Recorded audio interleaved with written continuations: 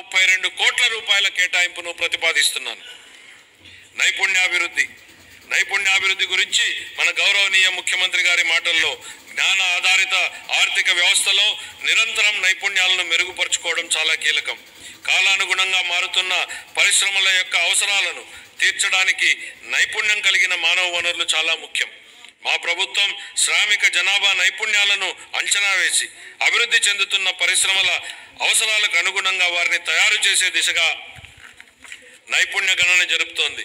స్థానిక పరిశ్రమల డిమాండ్ను తీర్చడానికి నిరుద్యోగ యువతకు మరియు కళాశాల డ్రాపౌట్లకు శిక్షణ ఇచ్చేందుకు 83 పారిశ్రామిక శిక్షణ సంస్థలలో నైపుణ్య కేంద్రాలను ఏర్పాటు చేయడం జరిగింది. ప్రధానమంత్రి జన్ వికాస్ కార్యక్రమం కింద అల్పసంఖ్యాక వర్గాల వారి కోసం ప్రత్యేకంగా 4 కొత్త పారిశ్రామిక శిక్షణ సంస్థలను ఏర్పాటు చేయడానికి ఇప్పటికే ప్రతిపాదనలు చేయడం జరిగింది.